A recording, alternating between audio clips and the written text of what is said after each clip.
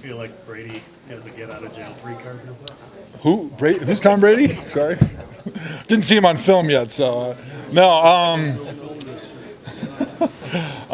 Yeah, it's going to be a great challenge for us because we don't have any film on him this year so far, and who knows what he's going to come out and do. He might come out and be an option quarterback. I mean, I know that Belichick and the Patriots, they like to try to be unpredictable. So it's a big challenge for our defense this week.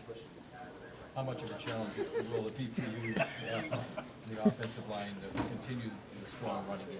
Yeah, well, as we have success, the stakes become higher, and people start trying to sell out more to stop the run game. And one thing we know about the Patriots, and being a guy that played for two Belichick disciples for 4 years, they're going to try to take away what we do the best. And currently, it's run the football. So we can expect them to come up with some big-time wrinkles to try to take away our run game and to do things to sell out so that we have to beat them throwing the ball. With all the injuries you guys have had up front, the shuffling that's occurred as a result, what do you attribute to your guys' ability to still play as well as you have and have the success that you've had in spite of all that?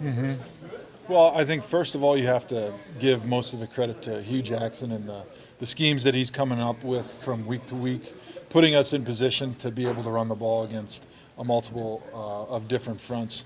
And you look at what he makes defenses try to do. They have to protect and defend every blade of grass because one play he's putting Trell Pryor back in the backfield and he's running the read option. The next play, Trell's in the backfield running a pass play or a naked.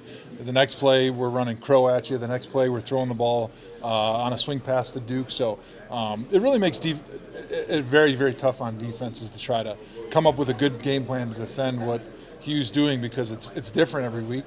And he's able to quickly identify what they're trying to do to stop us. And then we're able to come up with a way to defeat their second and third plans. So that's a big part of it. But then I would also say that you look at the way Duke and the way Isaiah especially is running right now, it's impressive. They're running with a lot of anger. I mean, the first and second guy are not going to be tackling those people right now. And it's fun to block for a guy like Crow and a guy like Duke when they run so hard. Even when we have it blocked for 2 yards, they're getting 4. Would Tom Brady be Tom Brady with any franchise, no matter where he played?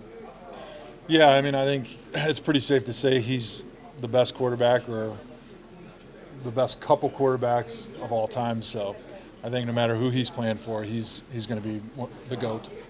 Because I always wonder about that, especially with the quarterbacks, right? Like how much is you being you and how much is everybody around you and the coaching staff and that kind of thing. But it seems to me like you're almost like a good example of that, right? Like you are you, even though you've been on teams that haven't won a lot of games over the years, you were always you. Yeah, I mean, Brady is pretty unbelievable because he has only had one coach, but if you look at the guys he's been throwing to over the years, it's been a lot of different guys. And every year people are saying, oh, he's not going to do it anymore. He lost this weapon or that weapon. And he just keeps putting up incredible numbers, and he keeps winning. Belichick always seems to find a way to take away the other team's strengths. So what do you think he's going to do? What do you think he's going to try to take away from your offense?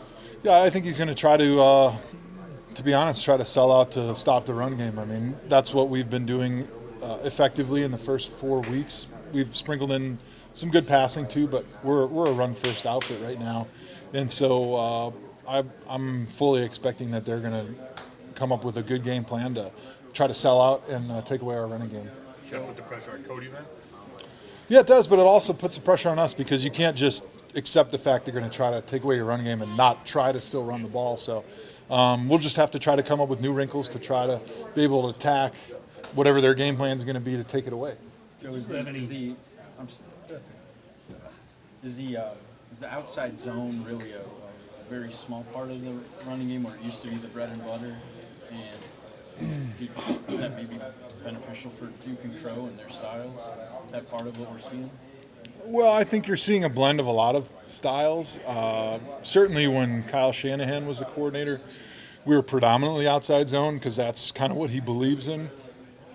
Whereas Hugh believes more in this sort of downhill inside zone and gap running scheme where you have guards and tackles pulling and centers pulling.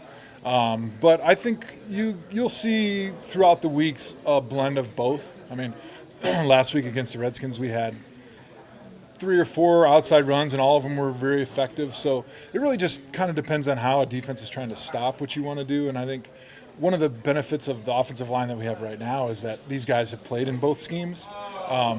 There's not a lot of teams that run outside zone exclusively, and so there's a lot of learning that's involved. I mean, it took us several weeks to figure it out with Kyle, so it's hard to sprinkle it in there unless you have a team or an offensive line group that's been in that system previously that can just kind of revert to the things you've done. So I do think that's one of the benefits that we have as an offensive line is having that experience in the outside zone where we can sprinkle it in there and pick up where we left off, whereas most offensive lines just they don't have the technique or the ability to just sprinkle an outside zone in their other running game schemes. Joe, Jabal Sheard, can you just talk about how well he's playing, what you see on film, and then also as you've gone through these years and you've watched guys like that get away, has that been like part of your maybe frustration to see great talent like that walk out the door? Jabal's playing great.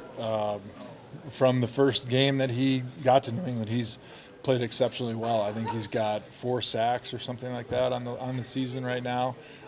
He's a force in the run game, and I'm sure New England's very happy that they got him. And certainly that's one of the frustrations that I've had over the years. And that's the problem when you constantly are hitting the reset button is guys that are really good players like that end up falling through the cracks or going to other teams because anytime a new staff comes in, basically they wipe out the middle class. They keep a couple of your superstars, and then they want everyone else being a rookie so that they can try to develop them. And when you keep doing that over and over again, you really lose all your middle class on your team. And so guys like Buster Skrine, Jabal Sheard, DeQuell Jackson, Jordan Cameron, Travis Benjamin, those are the guys that they disappear, even though those are the guys that you spent the time, you drafted them, spent the time developing them, and right when they're hitting stride in the peaks of their career, they end up going somewhere else and having great success for somebody else. And doesn't it, I mean, how do you keep picking your chin up and moving forward in these kind of conditions that have gone on over the years? Yeah, it's always my job to do whatever I can to try to help my team win, and I've always kind of been focused on doing my job to the best of my ability because that's the best thing that I can do to help my team win. So that's kind of what you just have to focus on when you lose great players like that. You were obviously supportive of Brady and critical of Goodell for the suspension. Do you have a relationship with him? I mean, will you do a jersey swap with him? I doubt he would want to swap a jersey with me, and mine might go in the trash after he got it. So, no, I actually don't personally know him. He's never gone to the Pro Bowl. Always got injured during the Pro Bowl week somehow. But so I don't really personally know him, but I just know the issues, and I felt like he was kind of unfairly targeted. What about the Duke Johnson play? It looked like you were in the scrum. Did you see anyone from Washington with the ball? No, you know what? After kind of watching some of the replays and talking to the guys on Washington and talking to Duke, basically the ball hit the ground, bounced right back to Duke, and when the Washington player tried to scoop it, he got air, but then he just, I don't know if because I was on top of him, he was laying there acting like he had the football, or because he was laying there acting like he had the football, Josh Norman jumped on him, and the ref saw the posture of 2 Redskins cradling nothing on the ground and me trying to go after that nothing, that she just assumed that the Redskins must have the ball, even though Duke had the ball in his hands. And I think if she would have just looked over and saw Duke with the ball, it would have been a different story. But at that point, when you're an official, you just got to go with whatever you're going with and just lie till you die at that point. Surprised you that there are other officials on the field. Well, the problem was the way the ball bounced. It bounced right back to Duke, and then you've got a scrum. So usually as an official, I would assume that you always just assume the ball's in the scrum. And so I don't think anybody else had a good vision of the ball because the Redskins player that was posturing like he had the ball was laying face down. So there would be no way to see it anyway. And so I just think nobody else saw the football because of the way it kind of bounced back. So what were you digging around for? Well, like I said, He thought he had. Will Compton was acting like he had the ball. And then Josh Norman like jumps on top of him to like cradle him so nobody else can get on top of him. I never saw the football. I just saw a guy that was acting like he had the football, which is exactly what the official saw. Somebody acting like they had the football, so she gave the ball to the person that was acting like they had the football.